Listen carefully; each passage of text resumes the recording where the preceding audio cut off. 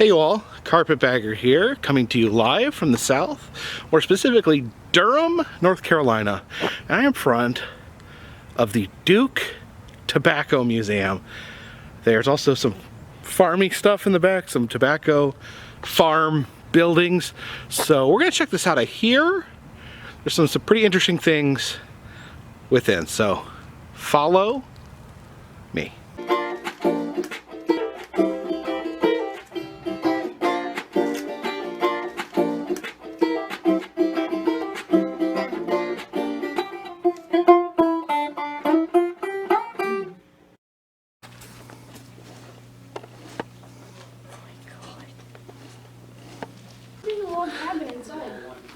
Lift cover to smell aroma.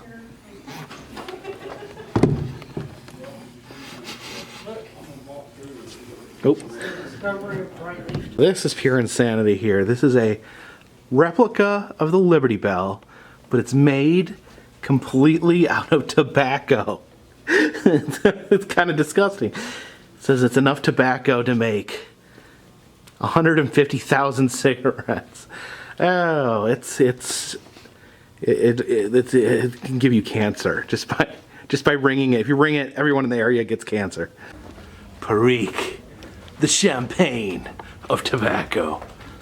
Looks like they got some vintage cigarette machines here.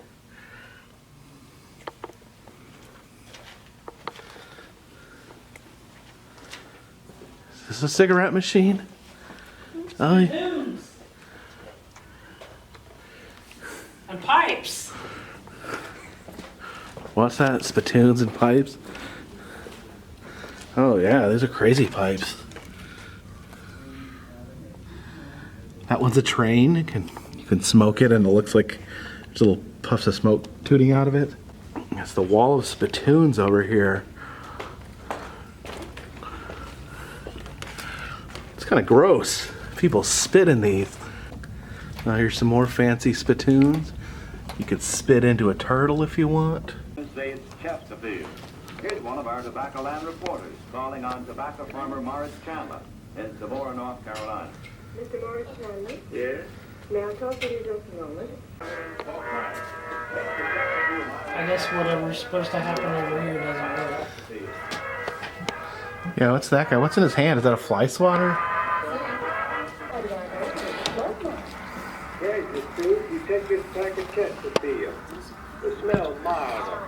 Do you have Prince Albert in a can? Better let him out. Pride of Durham smoking tobacco. It's like smoking a lion.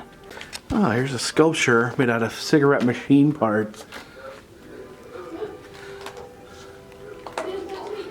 Weird.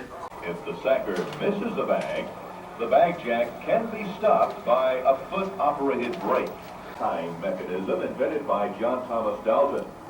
Before this invention, Prominent tobacco personalities. Hey, thanks for all the cancer, buddies. Some cigarette packing machines. But really what catches my attention is this tobacco packing lady looks really miserable.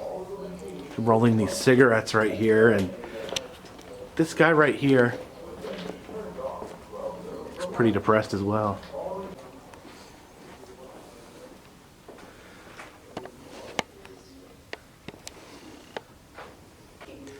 The Quester Cutter.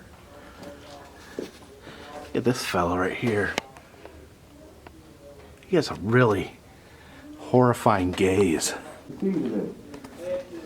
this machine is called a Quester tobacco cutter, and I'm loading the cheese. Oh, here's some of the famous tobacco products. There's snuff. Look at that rainbow sweet snuff right there. There's smoking tobacco right there. We got cigars, cigarettes, and chewing tobacco. And there's no vaping. Look at this. This big horn right here was used at tobacco auctions. They'd yell on the horn to let all the farmers know it was tobacco selling time. The impact of tobacco. Okay, maybe this is where they talk about, you know, maybe some of the negative things that tobacco has done. So let's see, what is tobacco responsible for? Apparently creating Duke University Medical Center, the entire city of Durham, the shopping district, North Carolina University, an orphanage. It creates energy, created Duke Energy, so we wouldn't even have lights without tobacco. It created this church. We wouldn't even have any sort of connection with God if it weren't for tobacco. Created this hospital, that church, that university. Tobacco does nothing but good things for America. Yeah, here's some tobacco-based robot. Let's see.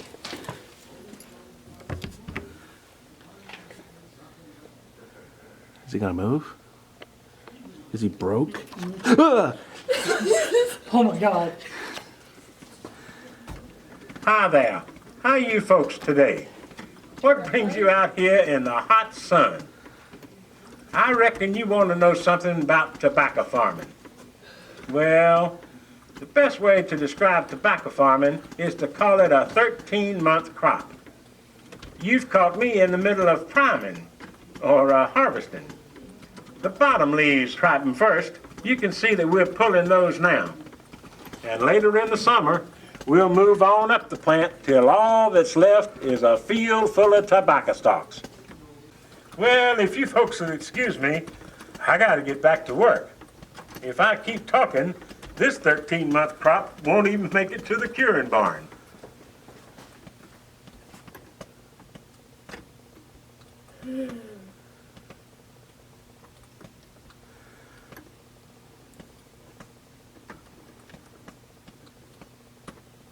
Why is he still moving?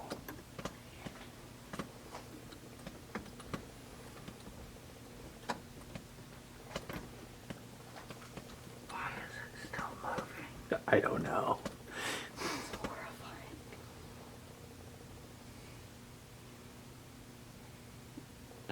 Ah, he's still moving. Okay. It's the exorcist. Is he done? Yes. Frank. That was totally creepy. Holy cow. Now, Danny, we've been through this whole museum. At no point did they raise the idea that smoking's bad for you. I didn't see it anywhere. Nope. They kind of brushed over that a little bit, wouldn't you say? Yeah. Where's the cancer exhibit where they show all the tumors removed from people's lungs? Your lighting. That's the map.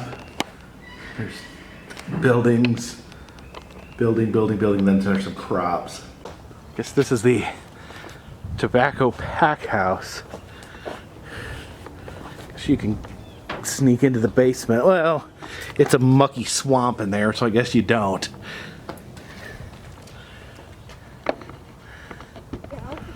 Uh-oh. Watch out. Here comes the tour group.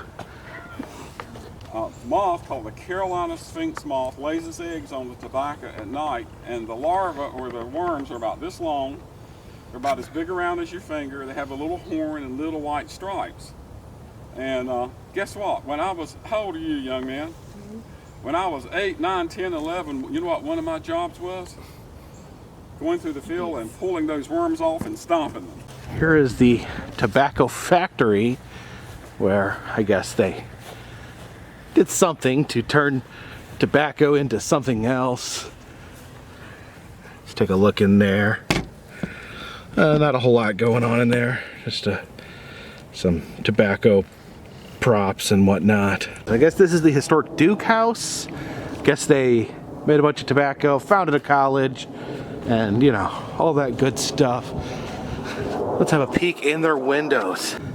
I guess this is a bedroom right here, and it's like there's a little chamber pot to poop in under the bed. All right, appreciate you guys joining me on our tour through the Tobacco Museum and Duke Homestead. Very interesting. I just maybe I'm looking at the wrong way, but it's just hard for me to look at a tobacco museum that just, you know, I guess you wonder how do you deal with the fact that tobacco is a national health crisis. I guess the idea here is you just don't mention it. You don't bring it up. But yeah, not one word about, if you know nothing about tobacco and you went to that museum, you would leave not knowing that tobacco was bad for you. But maybe everyone knows that already, so maybe that's not even worth mentioning. But anyways, if you like these videos, please check down below in the description. There's an interactive map that'll show you all the places I've been, and you can make suggestions on places that you feel I need to go. Also, if you want to donate at least $3 on Patreon, I'll send you postcards once a month. And there's other ways to contribute, and all that is down in the description. So for now, this one's in the bag of tobacco.